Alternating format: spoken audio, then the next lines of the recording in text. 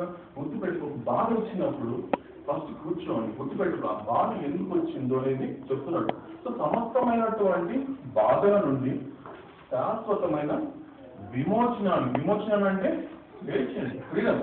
అంటే ఏంటంటే కళ్ళకి కాదు, ఏ బాధ రాకుండా చేసేటువంటి అవకాశం ప్రతి ఒక్కరికి సమానంగా ఉన్నదని పరిపూర్ణమైన ఆశను వాళ్ళలో కలిగించడమే.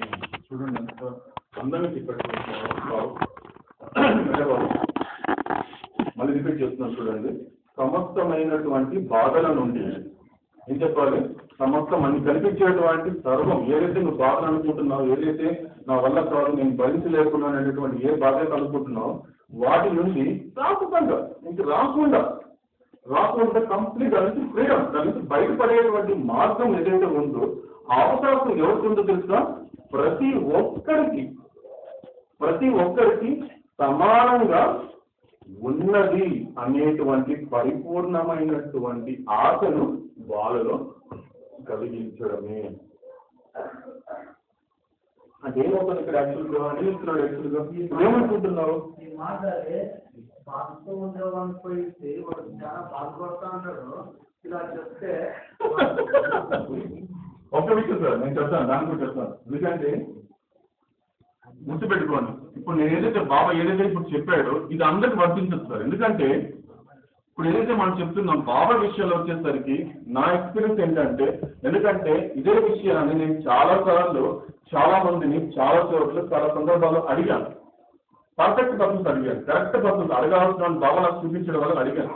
వాళ్ళు చెప్పిన ఒకే సమాధానం తెలుసా మీకు? చూడండి, ఎప్పుడైతే బాబా చెప్పినటువంటి సంగతులు ఎప్పుడైతే మీకు డైజెస్ట్ అయ్యిందో, ఎప్పుడైతే జీర్ణం అయిపోయిందో, మీరు తెలుసుకున్నటువంటి సత్యం ఏదైతే ఉందో, అప్పుడు తెలుసుకున్నప్పుడు మీకు తెలియకుండానే అటువంటి అర్హత గల ఆత్మని మీ దగ్గరికి మేఘ పంపిస్తాడన్నాడు. అంటే ఎందుకంటే అవతారం తెలుసుకోవాలన్నా, అవతారం గురించి అర్థం కావాలన్నా మనకేం కావాలి? ఎలిజిబిలిటీ. సో ఏమైపోతుంది, ఇలాంటి వాక్యాలు ఎవరు తింటారు? ఇప్పుడు బాబా ఎంతమందిలో మీకే బాబా ఇప్పుడు అవకాశం ఇచ్చాడంటే, ఎందుకంటే మీరందరూ కూడా అర్హత కలిగినటువంటి ఆత్మలు తిరుగుతారు. ఇప్పుడు ఏదైనా చెప్పే విషయాలు ఇప్పుడు కూడా బాబా సమస్య గుర్తుపెట్టుకోండి. చిన్న విషయం ఎగ్జాంపుల్ చెప్తాను చూడండి, చాలా సింపుల్ థింగ్. ఒక ఆత్మ అనేది ఎలా వింటుంది బాబా సబ్జెక్ట్ అనేది. ఒక చిన్న ఇన్సిడెంట్, ఇది 4 సంవత్సరాల క్రితం. నేను మరి క్లాసెస్ కండక్ట్ చేయడానికి ముందు నేను ఎవరితో తక్కువ అయితే కావాల్సి కానీ సెంటర్స్ నేను వెళ్ళడం నాకు అలవాటు ఉండేది కాదు. సో తర్వాత బాబా నాకు కండక్ట్ చేశాడు, పంపుతున్నాడు, వేరే చోట పోతున్నాడు, వేరే ఇష్టం. తర్వాత ఇంతకు ముందు నేనేం చేసేవాడంటే, ఎక్కువ మా ఇంట్లో అమ్మ నాకు ఎక్కువ చెప్పేవాడిని. నా జాబ్ అయిపోగానే అయిపోయిన తర్వాత మా అమ్మకి, నాన్నకి, మా తమ్ముడికి ఫస్ట్ మరణాస్ గురించి 9 నెలల పాటు చెప్పాను. ఏదైతే మీరు మార్నింగ్ నుంచి ఒక రోజు చెప్పేస్తామో ఆ సబ్జెక్ట్ ని, అదే మననాశిని మా అమ్మని, నాన్నని, తమ్ముని కూర్చోబెట్టి 9 నెలల పాటు చెప్పాను. అంటే ఒక్కొక్క చాప్టర్ ఒక్కొక్క పేరా తీసుకుని నెలంతా చెప్పేవాడు. ఇలా చెప్తూ ఉంటే సరే ఒకసారి ఏమైపోయింది, మా తమ్ముడు వెళ్ళిపోయాడు, మా నాన్న కూడా ఏదో నిలబడుతున్నట్టు ఆయన వెళ్ళిపోయాడు. మా అమ్మ బాగా టైట్గా ఉంది, కొంత తన విధానం ఇంట్రెస్ట్. అలా వింటూ చెప్తున్నప్పుడు ఏమి చెప్తాను, తను తెలియకుండా నేర్పుతాం. కానీ నాకు తెలియకుండా నా సహజం ఏం జరిగిందంటే, ఒక స్టోరీ చెప్తున్నాను, మననస్సులో ఒక స్టోరీ చెప్తున్నాను, స్టోరీ ఎక్స్ప్లెయిన్ చేస్తున్నప్పుడు కానీ నాకు అక్కడ ఆపాలనిపించలేదు. మమ్మల్ని నిద్రపోతుంది కదా, నేను ఏం చేయాలంటే ఆపా నిద్ర లేకపోవడం కదా. కానీ నాకు ఒక విషయం ఏంటంటే, సహజం ఏం జరిగిందంటే నేను కంటిన్యూ చేస్తున్నాను. అది ఎలా కంటిన్యూ చేస్తుంది నాకు తెలియదు. నన్ను అడిగారు వాళ్ళు, అదే నేను నిద్రపోతున్నప్పుడు మీరు ఎలా కంటిన్యూ చేస్తారో అది నాకు తెలియదు. సహజంగా నేను చెప్పుకుంటూ పోతున్నాను. ఇలా అయిపోయింది కదా స్టోరీ. కానీ స్టోరీ చెప్పినప్పుడు అంటే మాకు బాగా తెలుసు, బాగా గోడ పెట్టుకోండి, బాగా మంచి రిజల్ట్ అర్థంలో ఉంది, తెలుసు, బాగా టైర్ అయిపోయింది, నేను తెలుస్తాను. అయిపోయింది కదా, సరే అంటే నేను చెప్పుకుంటూ పోతున్నాను, అయిపోయింది సార్, స్టోరీ అయిపోయింది, కంప్లీట్ అయిపోయింది, పక్కన పెట్టేస్తాను. ఎప్పుడైతే అయిపోయిందో ఒకరోజు ఇలా 2-3 వారాలు గడిచిపోయిన తర్వాత ఇదే విధంగా మేమేం చేస్తామంటే, కొంతమంది మా కొలీగ్స్ కానీ సండే వస్తే అందరూ మా ఇంటికి వచ్చేవాళ్ళు. మా ఇంటికి వచ్చే కూర్చొని బాబా విషయాలు, లేకపోతే అల్లా విషయాలు, మా అమ్మ విషయాలు. సండే అంటే ఇప్పుడు నాకు అదే పని, 2 సంవత్సరాల క్రితం ఇలా కూర్చుంటారు అందరూ మా కొలీగ్స్ అందరూ వస్తున్నారు. ఇలా మాట్లాడుతూ మా అమ్మడి పక్కన కూర్చుంది. ఇది ఎప్పుడు జరిగింది, ఆ కథ నిద్రపోతుంది చెప్పాను కదా, ఇది జరిగినటువంటి 2-3 వారాల తర్వాత సరే కూర్చున్నప్పుడు ఆ స్టోరీ వచ్చింది. ఆ స్టోరీ గురించి మళ్ళీ నేను వాళ్ళకి చెప్దామని లేసరికి మా అమ్మ వెంటనే లేచి, మీరు నాకు ఆ స్టోరీ తెలుసు, బాగా అర్థం మీద నేను చెప్తాను అర్థమైంది. సహజం ఏంటి చెప్పండి? ఒక నిద్రపోతున్నటువంటి ఒక వ్యక్తి భౌతిక శరీరం మన 3 శరీరాలు చెప్పాడు. భగవంతుడు నాకు ఒకసారి మెహబాబా నాకు ఇప్పుడు చాలా చెప్పాడు కానీ నాకు ఎక్స్పీరియన్స్ చెప్పను, ఏమో మీకు చెప్పను. నాకు ఎక్స్పీరియన్స్ అది నాకు అనుభవం అయింది, మా అమ్మ ద్వారా నాకు అనుభవం అయింది. ఎందుకంటే అదేం చెప్తుంది, నిద్రపోయేది ఏంటి? భౌతిక శరీరం. కానీ ఇంకో శరీరం ఉంది మనకి, ఏంటి? సటిల్ బాడీ, సూక్ష్మ శరీరం ఉంది. దాని తర్వాత మెంటల్ బాడీ ఉంది. దానికి అతీతంగా ఏముంది? ఆత్మ. చూసాం ఆ గ్లాస్ బట్టి నిద్రపోతున్నా బాబు సభ్యుడు ఎక్కడ చూస్తాం? నిద్రపోతున్నా శరీరం పట్టించుకోలేదు, సూక్ష్మం మిగిలింది, సూక్ష్మం పట్టించుకోలేదు, మార్గం మిగిలింది, బుద్ధి దాడైపోయింది, బుద్ధి దాడైపోయింది, ఆహారం దాడైపోయింది, ఆత్మ మిగిలింది. ఇప్పుడు చెప్పండి, అవతార బోర్డ్స్ అనేది అలా ఉంటే అలా పనిచేస్తుంది. అందుకే బాబు ఎవరైనా చనిపోతే పక్కన కూర్చొని గాడ్కి చదువు నుంచి తెలుసా? ఎందుకంటే ఆత్మ ఉంటుంది కాబట్టి శరీరం పడిపోయింది. వాడు ప్రతికూలంగా వాడు టైం లేదు అన్న వాడు ఎంపడి కూర్చి చదివాడంటే ఆత్మ కాదు. ఎంత ఆత్మ అయినా సరే, ఎంత భయంకరమైన ఆత్మ అయినా సరే, గాడ్కి ఎప్పుడు మీరు మొదలు పెట్టారు ఆ పదాలు అర్థమైన అర్థం కాదు నేర్చి నీ ముందు కూర్చుంటుంది. నిజంగా అంత సటిల్ పవర్ అంటే నీ కంటి ముందు కనిపిస్తుంది. నాకు ఆల్రెడీ రిసర్చ్ చెప్పాను, నా ఎక్స్పీరియన్స్ చెప్పాను, సోల్ ఎక్స్పీరియన్స్ కనిపిస్తుంది, చాలా చక్కగా కనిపిస్తుంది. ఇంకా నీకు అంత సటిల్ పవర్ ఇంకా ఉంటే నేను మిమ్మల్ని ఎలా చూస్తున్నాను, మీరు నన్ను ఎలా చూస్తున్నారో అలా మీరు ఆత్మ చూడగలరు. అవి చక్కగా నాకు డైరెక్షన్ ఇవ్వచ్చు. ఏం పర్లేదు, శరీరం లేకపోయినా పర్లేదు, అవతార నామం ఉన్నాడు. అవతార నామం అనేది మీ ఆత్మని నువ్వు ఏ పని చేసావు ఆయన పశ్చాత్తాపడు. ఎందుకంటే నీకు టైం ఉంది, 3 days టైం ఉంది. ఆయన నామస్మరణ వచ్చి ఆయన గురించి నేను విషయాలు చెప్తాను, విన్నప్పుడు ఏమైపోతున్నా అంటే తను ప్రతికూలంగా వర్క్ చేయడానికి పనులు ఆ 3 రోజులు ఆ 72 గంటల్లో ఏ 1 గంట చేసినప్పుడు తను వెంటనే చదివిస్తాను. పవర్ ఆఫ్ అవతారం. ఇప్పుడు చెప్పండి, భౌతికమైన విషయాలతో అదే తను చెప్తాను. ఎందుకంటే ఆ అర్హత, ఎందుకంటే అవతార విషయాలు ముందు చెప్పాను అవతార ఇస్ డైమండ్. ఒక నన్ను మదనం ఎవరు అడుగుతున్నప్పుడు కూడా చూస్తారు, మనకి బాబా గురించి ఎక్కువ మనకు తెలియదు అంటే ఎక్కువ ప్రపంచం మనకి మార్కెట్ ఇది కబీర్ చెప్తాడు. కబీర్ అడుగుతాడు రాముడి గురించి ఎందుకు తెలుసుకోవట్లేదు, ప్రపంచం ఎంతమంది ఉన్నారు కదా, ఇన్ని దేశాలు ఉన్నాయి కదా, రాముడి గురించి ఎవరు తెలుసుకోవట్లేదు ఒక మాట. ఇదే విషయం బాబా చెప్తాడు. ప్రపంచం అనేది చేపల మార్కెట్. ఎలా ఉంటుందంటే ఒక ప్రాపంచిక వ్యక్తి దగ్గరికి వెళ్ళేసి అక్కడికి వెళ్ళేసి డైమండ్ గురించి, ఇప్పుడు ఫర్ ఎగ్జాంపుల్ నేను చేపల కొండకు వెళ్తానండి, చేపల కొండకు వెళ్తే నా జోబులో మ్యాక్సిమం ఎంత ఉంటుందండి? 1,200 300 ఉంటుంది. డైమండ్ కాస్ట్ ఎంత? 1 crore.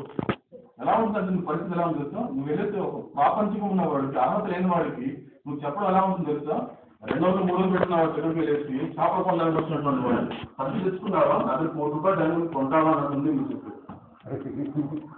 వాడు తెచ్చపోతాడు. వాడి దగ్గర 300 ఉంది, నువ్వేం 1 రూపాయలు అంటున్నావు, సంచి తెచ్చుకుని నేను నీ డైమండ్ వేసుకోవడానికి కాదు చేప తీసుకోవడానికి అంటాడు.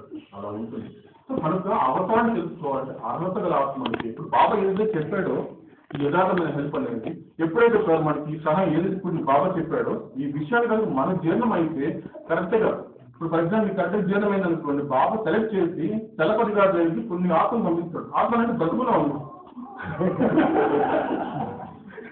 ఎందుకంటే నాకు అలవాటు సోర్స్ అంటే బాడీతో ఉన్నవాళ్ళు ఏం చేస్తారంటే ఒక వ్యక్తి తెలియదు మీకు అలా జరుగుతారు యాక్చువల్గా. ఎందుకంటే ఎప్పుడైతే బాబా అనేవాడు యాక్చువల్గా అవసరాలు ఎలా చేస్తారంటే ఆ కార్యక్రమం ఎలా ఉంటాయంటే ఒక ప్రేమికుడు కరెక్ట్గా ఏదైతే జర్నీ చేసుకున్నాడు ఆటోమేటిక్గా మీరు బస్సులో పోతుంటారు, బస్సులో పోతుంటే మీకు తెలియకుండా పక్కన కూర్చుంటాడు, పక్కన కూర్చొని ఏదైనా మాట్లాడతాడు, అదేదో విషయం మాట్లాడతాడు, కరెక్ట్ అనేసి వాడు బాబు మీ గురించి చెప్తాడు.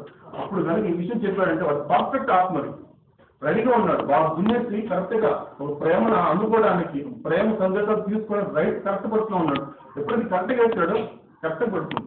వాడు అడగడు, తిరిగి ఏం అడగడు. ఎందుకంటే కరెక్ట్గా అవును కదండి, నాకు అవకాశం ఉందా, నా బాధ నుంచి నేను బయట పెడతానా అంటే నా అంత నేను చాలా చెడ్డ పని చేశానండి, నేను చాలా క్రూరున్నానండి. బాబాయ్ చెప్పాడు నీకు కూడా అవకాశం ఉంది. బాబాయ్ చెప్పాడు ప్రతి ఒక్కరికి సమానంగా పరిపూర్ణమైనటువంటి ఆశ కలిగించాడు.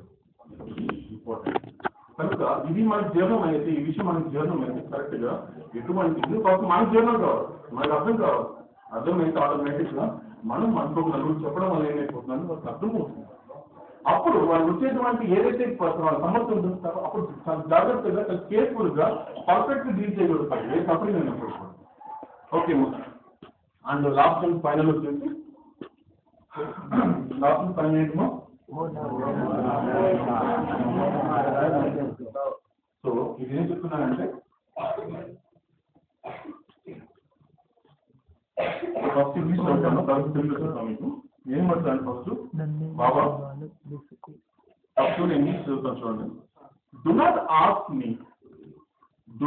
ask me to bless you with a good job and desire to serve me more diligently and honestly without expectation of reward. Second thing, never beg of me to save your life or lives of your dear ones, but beg of me to accept you and permit you to lay down your life for me. Third one, never expect to cure you of your own bodily afflictions, but beseech me to cure you of your ignorance. చూడండి తెలుగులో చెప్పాను చూడండి. ఏం చెప్తాడు ఇక్కడ 3 points చెప్పాడు. Just 3 points ఏంటి? మీకు ఫస్ట్ వినండి, మాట్లాడుతుంది రాసుకుంటారు. ఫస్ట్ మీకు చక్కని ఉద్యోగం ఇప్పించమని చూడండి. మన యాక్చువల్గా మన చాలా మంది ఇది మన పరిస్థితి. మీకు చక్కని ఉద్యోగం ఇప్పించమని నన్ను అడగడం దాక నన్ను మరింత శ్రద్ధతోనూ చిత్తశుద్ధితోనూ సేవించాలని కోరుకోండి. మళ్ళీ రిపీట్ చేస్తున్నాను చూడండి.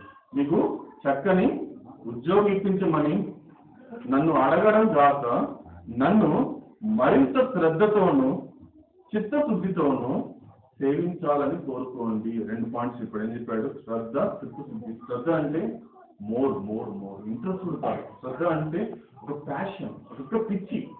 ఇంకా బాగా చెప్తారు, బాగా పిచ్చోళ్ళు అంటారు. ఇంకా ఇంకా శ్రద్ధ ఇంకా మరింత మోర్ అండ్ మోర్ మనం ప్రేయర్ చేస్తాం. More and more and feel like more. మరింత చిత్తశుద్ధి. అంటే ఇక్కడ శ్రద్ధతో చిత్తశుద్ధి అంటే పర్ఫెక్ట్ అంటే చిత్తశుద్ధి అంటే పర్ఫెక్ట్ కాన్సన్ట్రేషన్.